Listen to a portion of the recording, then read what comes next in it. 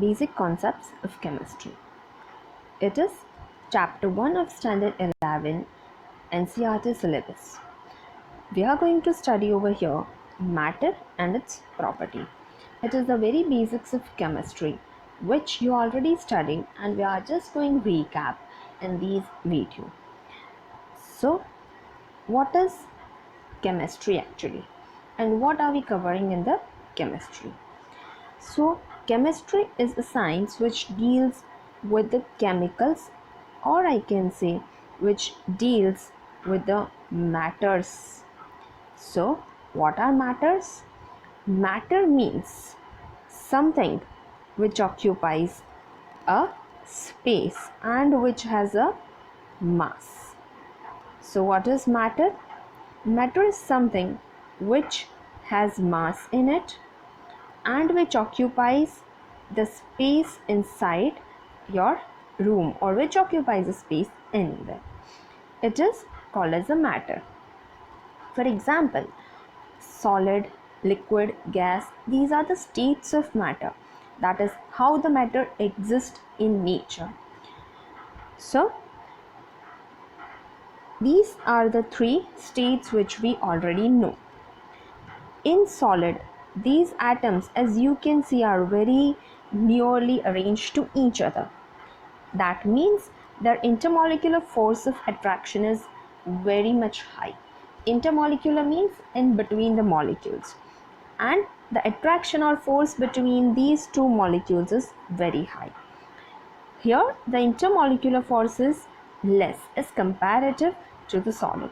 In gas, it is the least one. Why? Because they are very far arranged to each other.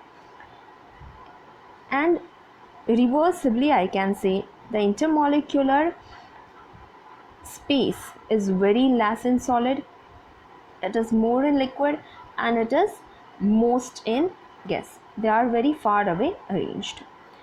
So these solid are rigid in shape because they are very attracted to each other. They are not rigid, and gases are also not rigid.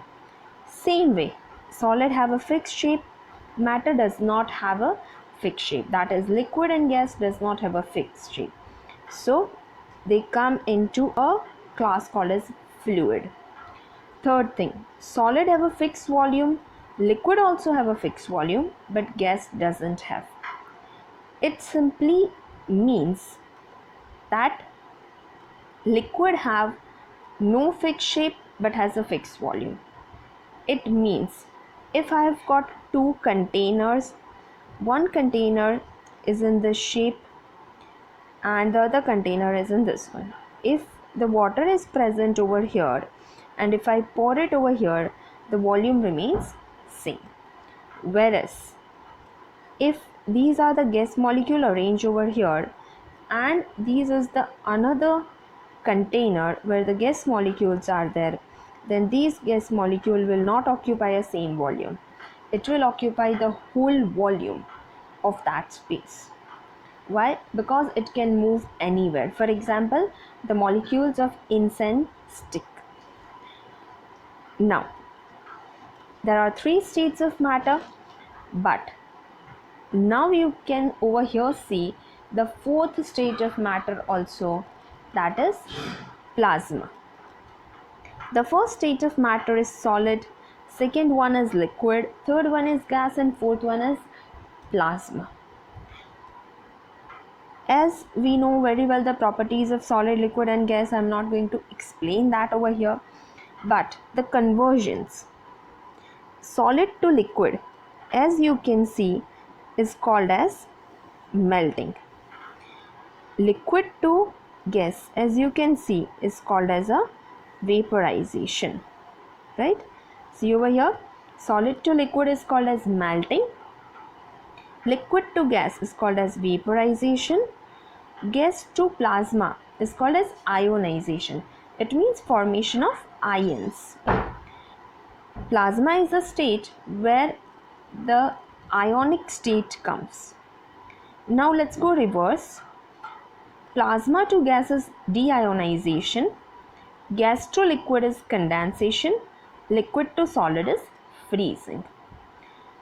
As you go from solid to liquid to gas, the temperature is increasing, right? For example, if you increase the temperature, then your state goes from solid to liquid to gas to plasma. Once you decrease the temperature, it goes reversibly back. Now, this is one example shown over here. Now you can see these is solid, liquid and gas. You can see that the container is of same size, or I can say it's of same volume. But solid occupies a very less space, liquid occupies the space which is on the lower part. The upper space is left over there, whereas gas occupies the whole space inside.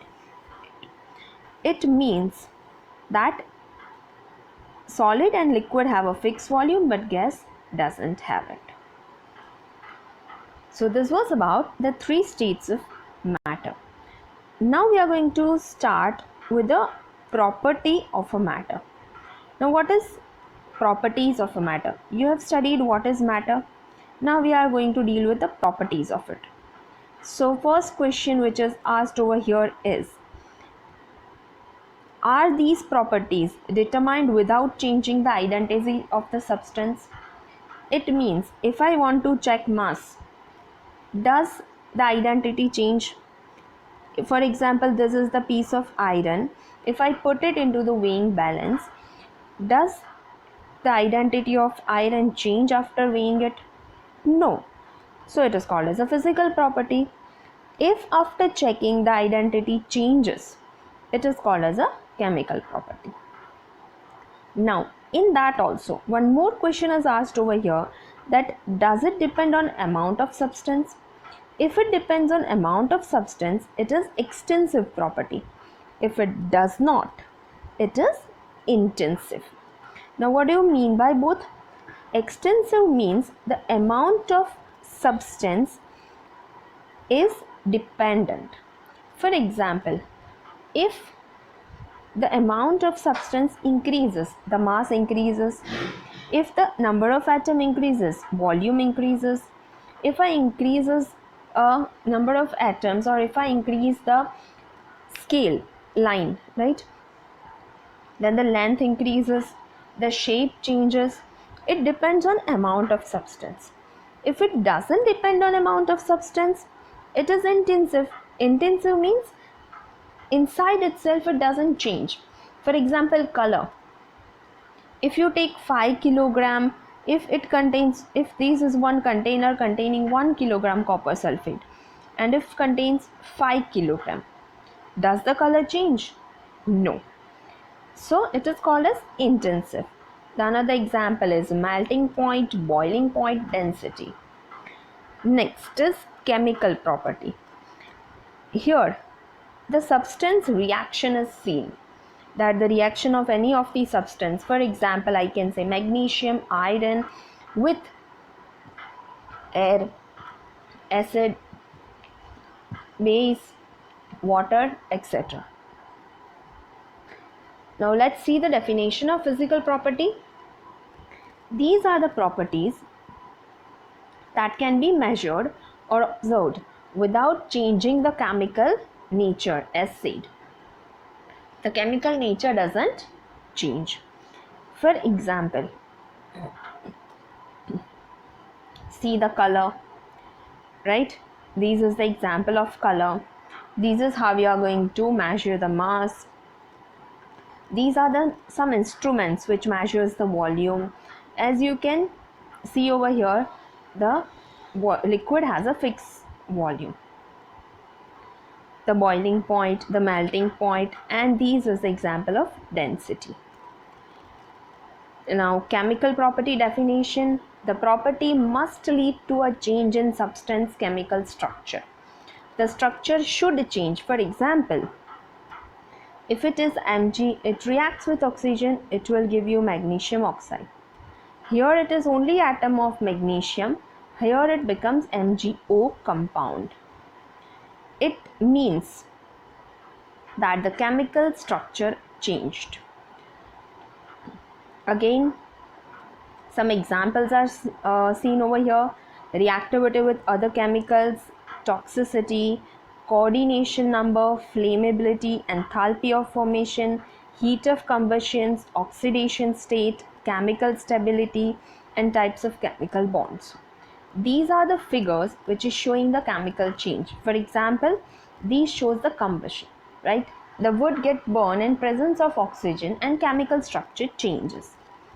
Secondly, these is a formation of ionic bond, and these is a rusting of iron.